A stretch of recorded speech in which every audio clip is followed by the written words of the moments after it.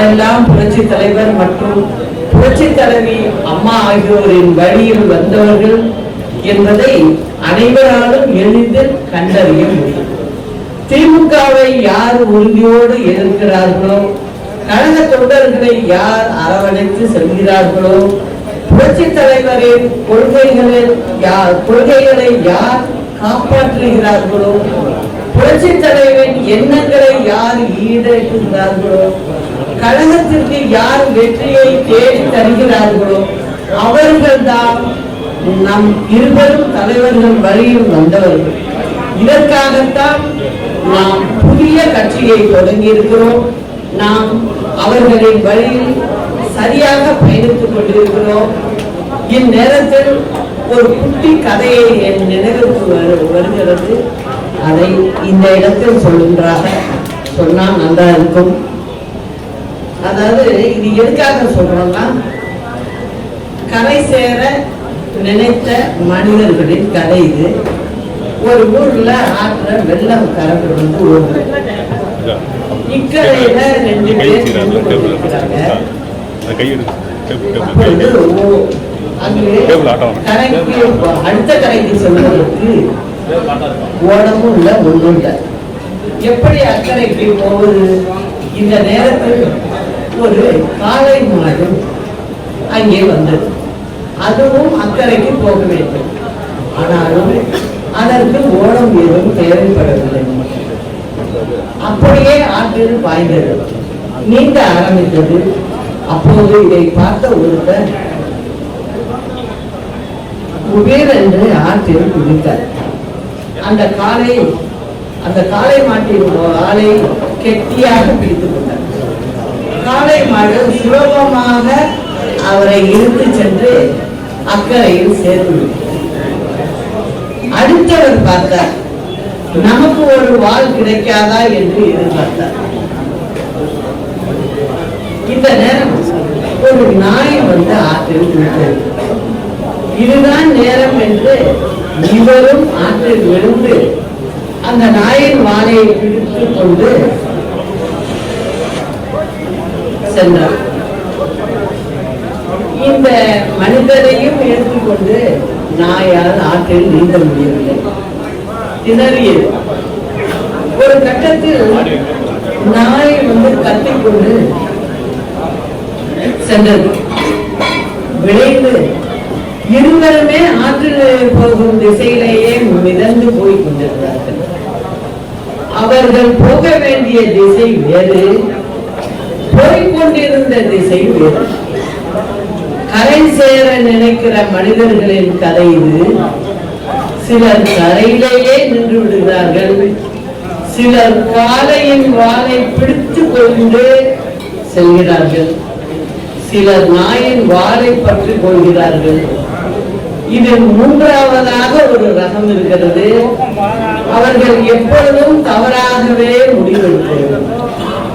அதாவது ஆற்றின் நடுவே கம்பளி மூட்டை ஒன்று மிதந்து செல்கிறது.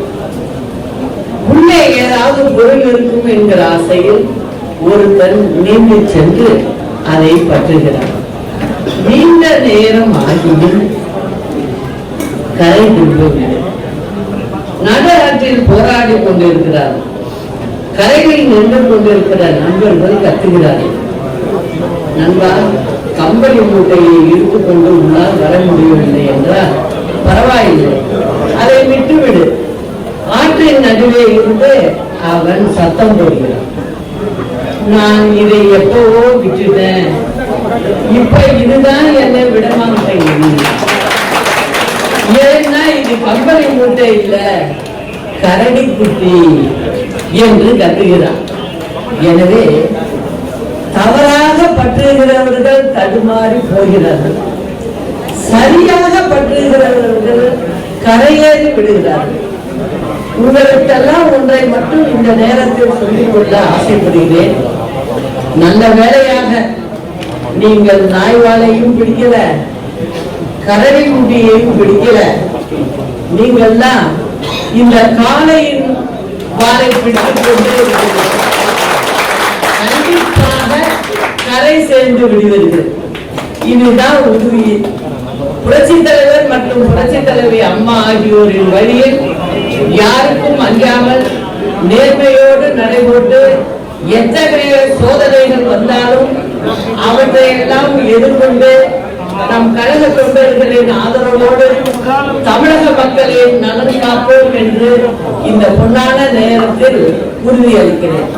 அதே போன்று நம் இருவரும் தலைவர்கள் இவ்வாறு சிறுபான்மையினருக்கு பாதுகாப்பாளராக இருந்தார்களோ அதே போன்று நாமும் அனைத்து மதத்தினரையும் ஜாதியினரையும் நம் சகோதரர்களாக சகோதரிகளாக அரவணைத்து அவர்களுக்கு என்னாலும் ஆதரவோடு இருந்து வருகிறோம் என்பதை உறுதியோடு தெரிவித்துக் கொள்கிறேன். நான் வீழ்வேன் என்று நினைத்தாயோ என்ற மகாகவி பாரதியாரின் வரிகளை மனதில் வைத்து நாம் அனைவரும் களப்பணியாற்றிடுவோம். புரட்சித் தலைவர் மற்றும் புரட்சித் தலைவி அம்மா ஆகியோரின் வழியில் தொடர்ந்து பயணிப்பவர்கள் யார் எங்கே இருந்தாலும் அவர்களின் ஆதரவு என்றும் நமக்கு கண்டிப்பாக உண்டு என்பதை இந்நேரத்தில் தெரிவித்துக் கொள்கிறேன். அனைத்திற்கும் மேலாக தமிழக மக்களின் பேராதரவுடன் வரும் சட்டமன்ற தேர்தலில் எதிரிகளையும் துரோகிகளையும் வேறறுத்து வெற்றி வாகை சூடுவோம் என்பதை உறுதியோடு தெரிவித்துக் கொள்கிறேன். திமுகவினர் என்னதான் கரடியாக கத்தினாலும் எத்தனை உத்தமர் வேஷங்கள் போட்டாலும் மண்டை மேலே இருக்கிற கொண்டையை எப்படி மறைக்க முடியாதோ அதுபோன்று திமுகவினரின் மக்கள் விரோத செயல்பாடுகளால் தமிழக மக்கள் விரக்தியின் உச்சத்தில் இருக்கின்றனர். தமிழகத்திலிருந்து திமுக ஆட்சியை அகற்ற முடிவெடுத்து விட்டனர். திமுக தலைமையிலான இந்த மக்கள் விரோத மன்னர் ஆட்சியை வீட்டுக்கு அனுப்பி புரட்சித் தலைவர் மற்றும் புரட்சித் தலைவி அம்மா ஆகியோரின் பொற்கால ஆட்சியை மக்கள் ஆட்சியை மீண்டும் தமிழகத்தில் அமைத்து காட்டுவோம் என்பதை இந்நாளில் உறுதியோடு தெரிவித்துக் கொள்கிறேன். என் அன்பிற்குரிய இஸ்லாமிய பெருமக்கள் அனைவருக்கும் எனது இதயம் கடிந்த ரம்ஜான் நல்வாழ்த்துக்களை மீண்டும் ஒரு முறை உரித்தாக்கிக் கொள்கிறேன்.